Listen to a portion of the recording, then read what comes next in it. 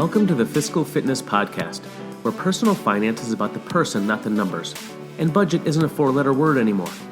Here's your co-host and certified professional financial coach, Jill Emanuel. Hello. Good morning, good afternoon, good evening, everyone. This is your host, Coach Jill Emanuel with Fiscal Fitness Phoenix, and welcome back to the Fiscal Fitness Podcast. I am always glad to have you back listening in one more time. And today, this podcast is my tell-all, my top 5 big money mistakes that I am going to share with all of you, because I think it's so easy for us oftentimes to look at others and think, well, they're doing good now because they didn't do this. They didn't do the stupid thing that I did, or they knew better from an earlier age, and so they got a head start, or they had some sort of privilege. And let me tell you, everyone has their share of mistakes to differing degrees, obviously, but we all have our things that we are working through. And I hear sometimes from people that tell me, well, but you have it all together. You've got it all figured out. And it's kind of laughable a little bit, because I certainly have not always had it all figured out, and I cannot claim to have everything figured out. I don't think I ever will, but I certainly have made strides, right? And I think that that is the bottom line, and that's so much of the reason why we do what we do, is because we truly believe that no matter what your mistakes were in the past, what decisions you've made, what lack of information you had before, you can always learn something new, learn to do things differently, break your old habits. And that is the entire point of the Fiscal Fitness Podcast and our coaching with our clients, is that we're really helping to encourage others that they can grow and they can learn from their past mistakes. And part of that, I think, is sharing our own mistakes. And I certainly have plenty. So this podcast today, I was thinking about the biggest financial mistakes that I've made. And, there have been a ton of things over the years that I think, gosh, if I could go back, wouldn't I do that differently? But I think there are 5 big ones that were the most overall detrimental to our finances for the long term, or really held us back. And if by sharing them, I can somehow prevent someone else from doing the same stupid thing that I did, then my day will be made. So I'm going to fully undress my financial mistakes and share them with all of you, sharing that vulnerability so that you're not alone if you've done something that maybe wasn't the smartest thing in the past. So I'm going to share my very first mistake going way, way back. I think that my initial big financial mistake began probably when I was graduating high school and entering college. And there were a few things that happened at that point in life. So if you have a child who is a high schooler or who is a college student getting ready to graduate and go to college, this one is for you. You want to be thinking about this. One of the things I look back on now and wish that I would have done differently is I really, really wish that I would have begun investing very early. And I actually think, wouldn't it have been grand, because I didn't know anything at that age and at that time, but wouldn't it have been grand if my parents just took the money I got from my college or high school graduation and just invested it for me, gave me a couple $100s to get started with and took the rest of that and said, we're putting all of this into a Roth IRA for you. You don't know what this is, but this is where it's going. If they would have educated me, that would have been great. But I think, gosh, how much money that would have earned over the years. And if I could have just gotten started early and started making very small automatic payments right off the bat to initially learn that habit and learn the automation and start to see how the money grows over time, I think that would have done wonders for not only building my net worth to this point in my life, but just to creating that long-term consistent habit that I could have then strengthened over the course of the years. So I know so many of you can probably relate to this one where we look back and we say, coulda, woulda, shoulda, if only I had done it differently. And many of us feel like we're getting too late of a start. We wish that we would have been investing earlier. We wish that we would have been paying closer attention to our money in our 20s or 30s or 40s for that matter, or 50s. There's no time limit really. And whichever age that you are at now, I know most of us can say, I probably could have done it better.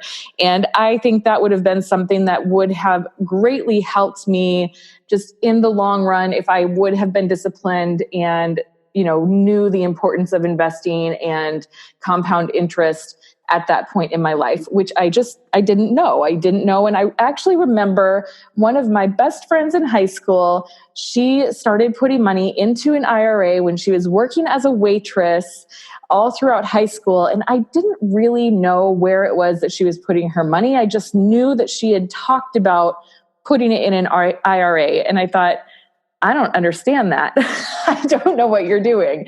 I'm spending mine going to the movies and going shopping, and you're putting yours into an IRA, and that's great, but why? I didn't understand. And now I look back and think, gosh, if I would have been maxing out my IRA when I was 18 years old, holy cow, that would have been great. So for any of you who do have high school students, college students, those that are graduating, going to be getting gifts of money, any of that sort of thing, or even maybe getting married and they're very young and they're getting a bunch of gifts, possibly talking to them about the importance of investing and starting with that little bit and setting up those small automated payments to continue to build that over time. Wow, that would have made such a big difference.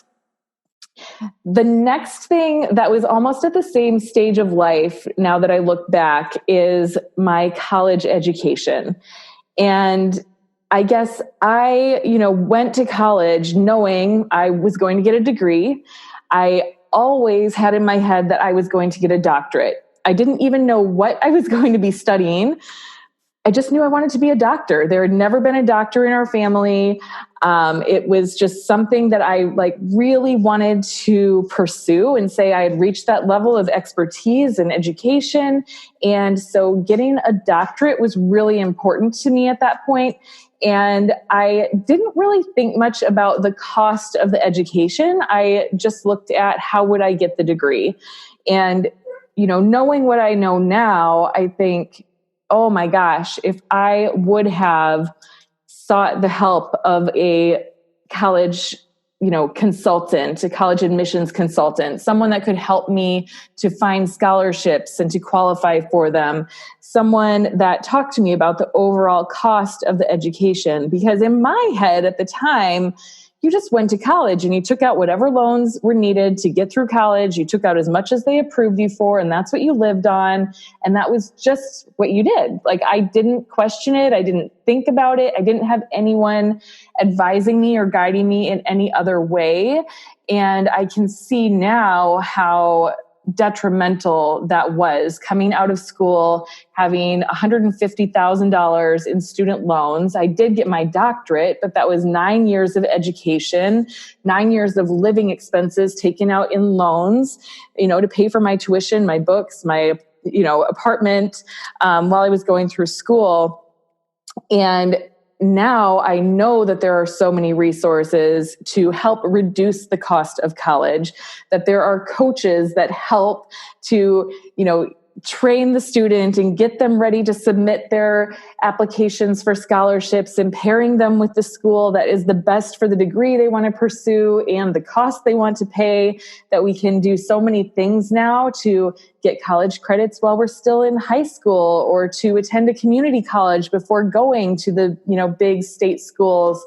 And I think it is so wonderful and amazing to see people be more creative around this area of their education to find a way to get through school without $150,000 in student loans.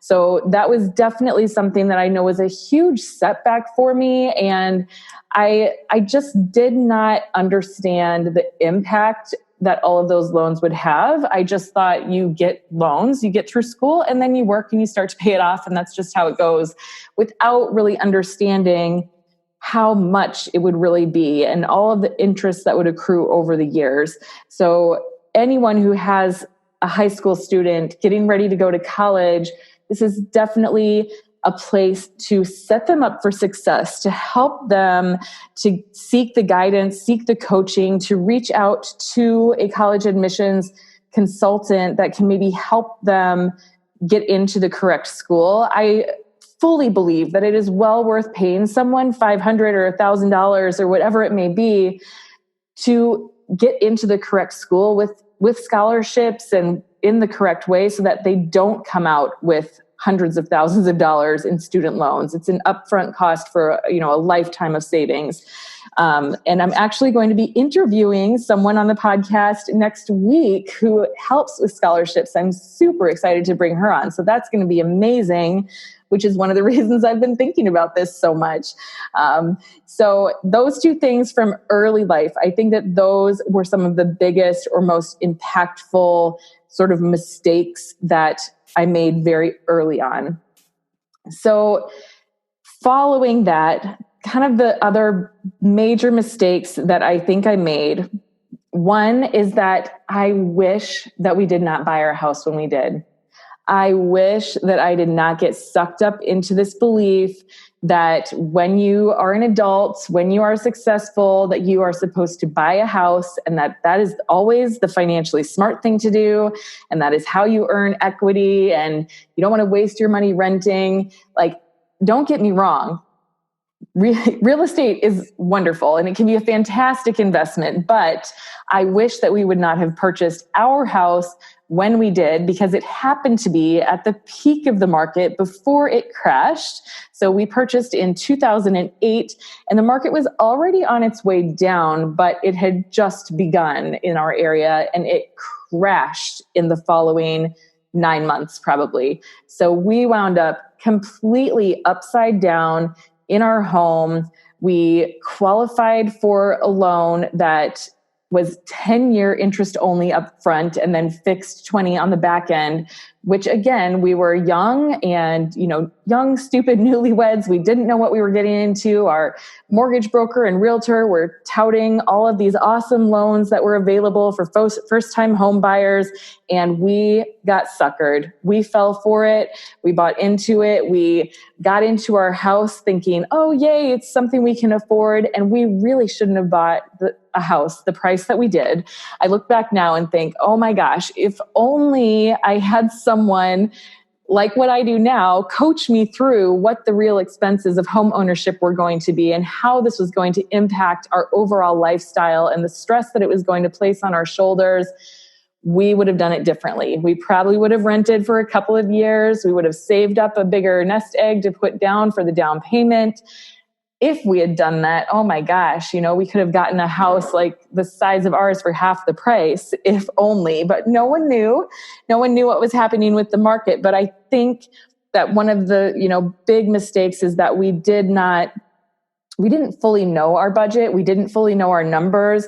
We kind of looked at what dollar amount do we think we can pay every month, and it looked doable, and we trusted in what we were being told by the lender and by the realtor, and not that they were trying to misguide us. I don't ever think that is truly their intent. At least, hopefully it's not, right? I do believe that at least the realtors that I've worked with and the mortgage lenders I've worked with, they truly are wonderful people, but they don't know all of the other expenses that we have necessarily. And they don't know where we want to place the rest of our income. They don't know if we want to put it into investments, or if we want to travel, or if we have a hobby that's really expensive that we want to have money for. They're looking at how much do we make and what percentage of that could go into a home loan. And if the numbers on that aspect line up, then we're good to go.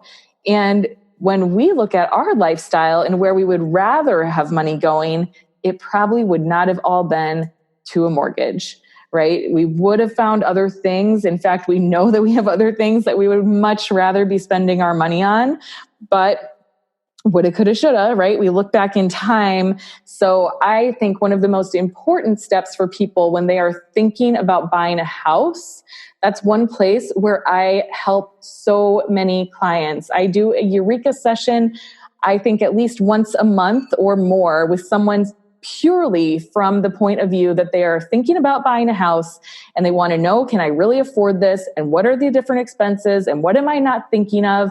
And I give them such props, like total kudos to these clients for reaching out, for being that aware that they're about to make one of the biggest financial investments of their lifetime.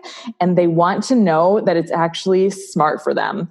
I think that's amazing and so great. And I wish that we would have known that that was even something we could seek help with when we were shopping for houses, but we just didn't know that. And in hindsight, we would have probably done things a little bit differently, but here we are. We have finally, last year, we finally gained enough equity back in our home to be break even. And now we have enough equity that we're actually ahead, but we've been here for 11 years to build back that value in the home. And so, we stuck it out. And we do love our house. We love our neighborhood, but my goodness, that's a lot of years of lost earning potential from buying too early. And I think there's just something to be said that, renting is not always the worst thing. People sometimes give it, the thumbs down. They think it's not the smart thing to do, but renting a home, especially when you are not in a position to fully invest all of your money into purchasing real estate, it saves you all of the maintenance and upkeep and headache of when something breaks or needs to be repaired. There's someone you can call for that. They do it themselves. There's a lot of benefits that go into renting that sometimes we don't want to pay attention to. So, I wish that we would have rented for a couple of years longer if I could do it all over again. Okay, so that was number 3.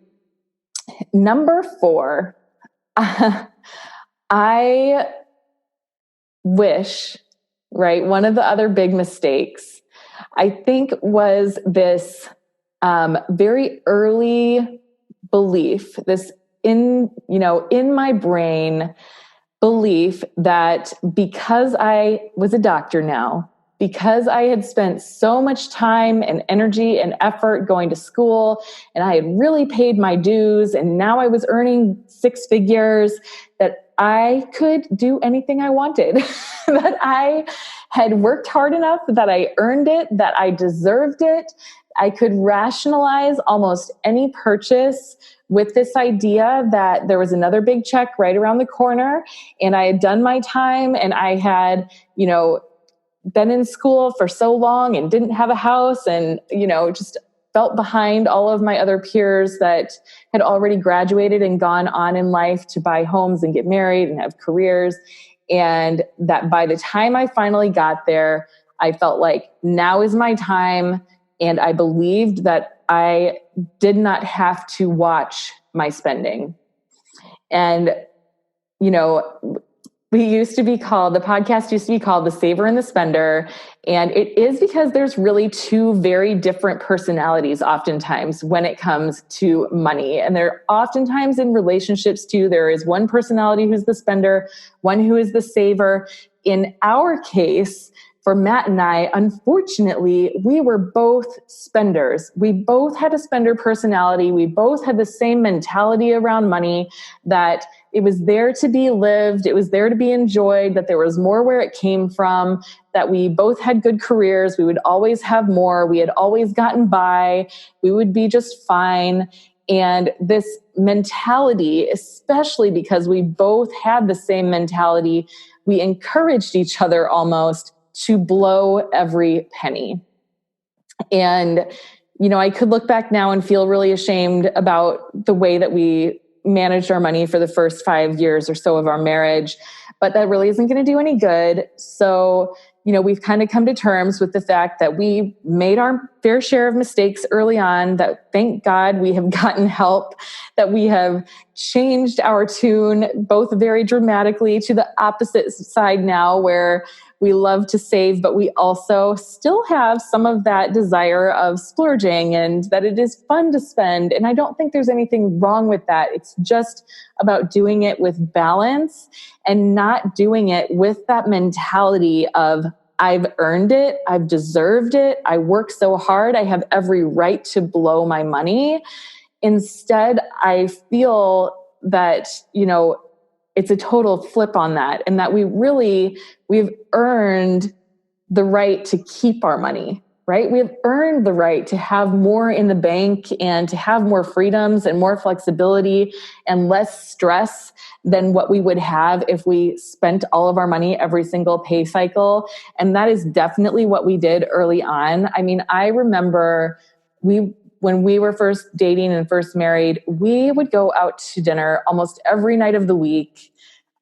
We would go to wine tastings and elaborate dinners. And I mean, we would spend $250 on a meal for the two of us with drinks. And now I just can't imagine doing that except for very specific special occasions. But we would just do that on a Friday or Saturday night. Like, it was fun. We loved to be foodies. We didn't have any other real responsibilities. We didn't have kids yet. And I look back now and I think about the thousands and thousands of dollars that we literally ate and drank away. And because of this feeling of entitlement almost, and it is a bit embarrassing. It is a bit humbling to think, gosh, I can't believe that I did that. And thank goodness I've learned better. But that belief, I think, was one of the biggest errors that we made in our financial life early on. A big money mistake is that we held that story true, that we felt it, we could rationalize with ourselves. We would tell ourselves that. And so if you are someone that hears yourself saying that, oh, I've been working so hard, I feel like I deserve this shopping spree or this, elaborate vacation, or to spoil my kids at Christmas, I want you to pause and just question that. Question, do you really deserve to spend everything you have, to be broke, right? Because that's what it is. We believe that by purchasing things and buying things and having more experiences, that our life is really more fulfilling, but it ultimately leaves us feeling very empty, especially when we wind up feeling very stressed or worried or anxious because we feel behind, right? We feel like we're not making as much progress, or we don't have as much to show for it, or the thing that we purchased we totally forgot about by a week or two later, and we just don't care about anymore. So I think that one is a big red flag for me, because I know that I lived and breathed it for a number of years, and it did so much damage to what we could have been doing in our financial lives because of that deep held belief.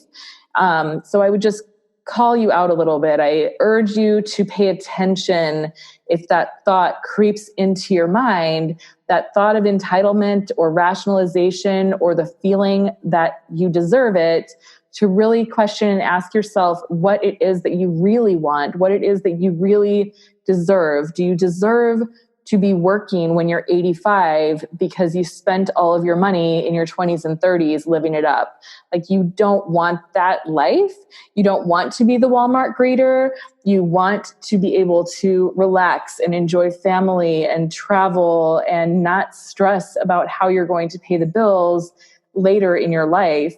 And along the way, you deserve to not feel dread. You don't, the weight on your shoulders, the inability to sleep because you're stressed or worried about things. You deserve that peace of mind. You deserve to build enough in savings that you don't have to worry when the car breaks down, or if you lose your job. You deserve that, nest egg there to support you. So that was definitely one of the big mistakes, I think, that I made very early on, was holding that belief and behaving around it in a way that was really detrimental to our finances. And then the last the last big money mistake that I will say we made was we waited too long to ask for help. Okay. So I know that this is like not a mistake per se, because it's not like one specific thing that I wish we would have changed, but I do wish that we would have found out that financial coaching was even a thing, that there were people that helped with this. I had no idea that someone like what I do now even existed, that you could seek help and advice on what to do with your money as an individual, that there were coaches for that. I didn't know it was a thing.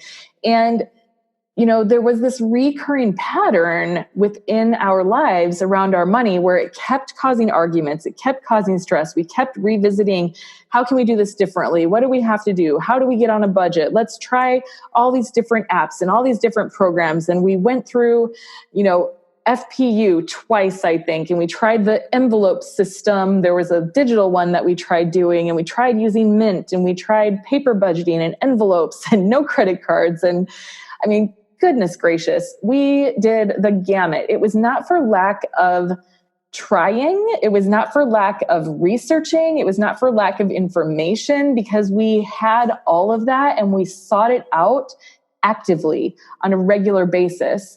And yet these patterns of building up debt and then paying it down, and building up debt and then paying it down, and always feeling anxiousness whenever there was an emergency that would arise, or always kind of questioning or second guessing after we had gone shopping or when we went on a vacation, this buyer's remorse feeling that would keep coming back to us.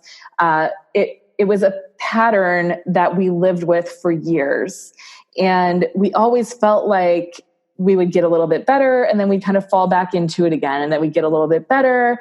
And I really think it was pride for the most part, which prevented us from speaking out about it to anyone outside of ourselves, right? Like, we definitely would have conversations about it at home. We always have had great communication, and we would try to come up with ways to make it better. But fighting about money and our financial state, that was really the only thing that we would ever argue about. We never really had anything else that would come up. But if we were fighting, that was what it was about. That was the source of the stress and frustration within our relationship, in our marriage. And I do think that, had we not been so prideful, had we not been so embarrassed or afraid of looking stupid or ashamed that we didn't have this figured out already, like, it kind of feels embarrassing, because you think, I'm an adult, everyone else has this figured out. I've been doing everything else right. Why can't I get this right? I'm going to look so stupid. I don't want someone to judge me. I don't want to share that. And so instead of asking for help, we continue to struggle and struggle and struggle with it, and don't get ourselves anywhere, right? And so I do look back and I wish that we would have reached out sooner, that we would have sought out help. We would have researched who there was available to help with this, or asked more friends, or had more money conversations. But it always felt like something embarrassing to have a conversation about, that we didn't want to open up about it or admit that maybe we weren't doing as well as what it appeared on the outside. Right. And so I think this is a really common thing for a lot of people, that we, portray our life in one way, and we want it to be the truth. Like, we want it to be the truth so badly. And we're looking around at all of our friends and our peers and coworkers, and we're thinking they've got it figured out. Like, it looks like they're doing great. And we visit their house, and they've got a beautiful house and great furniture and a wonderful yard, and they're going on vacations. And we're thinking, when I go on vacation, I'm super stressed and I'm putting it on a credit card, but I'm smiling in all the pictures. So everyone else thinks that I'm doing just great. And we're kind of all like covering up for this feeling of, uncertainty or insecurity around, are we really doing the best that we can with our money? And kind of doubting that maybe we are. And I really, really wish that I would have had the courage to look for help sooner than we did. But thank God we eventually did find a way, got the education, learned the tools that we needed. I went back to school one last time paying for coaching. It's an investment and it's big and it's scary. And yet it was the least expensive of all of my education by far. And it has been the most fruitful of all of my education because it has allowed me to keep more of my money than I ever was able to in the past. So those are my really big money mistakes, I think. This not investing early, wishing that I could go back, wishing that I could have had some guidance from parents or loved ones that would have said, this is what we're doing, and kind of held my hand through that, got me started with investing very early. I wish that I would have known more about the overall costs of college and how to get scholarships, apply for them, look at the cost of my education to make sure I did not come out with as much in student loans as what I did. I wish that we would not have purchased our house without having a very clear and concrete plan for our finances, knowing that this was the best financial decision for us, because for us, it was not. It was a big, bad financial boo-boo. So wish that we would have researched that and gotten a concrete answer with that. The fourth thing is that I wish that I had not had the mindset and the belief that I deserved it or I had earned it for so long. I wish that I would have figured that out for what it was, had someone pointed out to me that what a problem it was that we spent our money with that rationalization and through that lens. And then the fifth thing is that I really wish that we would have sought out help earlier, that we would have known that there was a way to get education around our finances to help us get set up and prepared for life at a much earlier age, and before we found ourselves in as much financial turmoil as what we were when we finally did reach out for help. So I'm super curious if any of you relate to any of these things, if this gives you something to be aware of or take action around, if you've got those high school or college age students to help them, guide them in the correct way, or if you've been looking at buying a house and now this is giving you some insight about maybe it would be best to seek out very concrete advice and numbers around what you can truly afford so you do not wind up a little bit house poor like what we found ourselves living. And I would love your guys' feedback if you love this podcast. And like I mentioned, there will be another show coming very soon. I'm interviewing Pam Andrews, the scholarship shark, and she is going to be giving all sorts of really good insights and tips and stories about the students that she has helped with her college admissions consulting to get scholarships for college, reduce the overall costs of their education. One of the things I really wish I would have done. So stay tuned for that because it is coming soon. All right, that's all for now. I'll see you guys next time. If you would like more information about how we can help you take the stress out of money with one-on-one financial coaching, please check out our website, www.fiscalfitnessphx.com. And please join our private Facebook group by going to facebook.com/groups/fiscalfitnessmoney. And if you have a passion for personal finance and are interested in helping others take the stress out of money by becoming a financial coach, check out our financial coach training program at www.financialcoachacademy.com and join our free Facebook group by searching Facebook for Financial Coaches Unite. We'll see you on the next episode of the Fiscal Fitness Podcast, where we'll help the world take the stress out of money.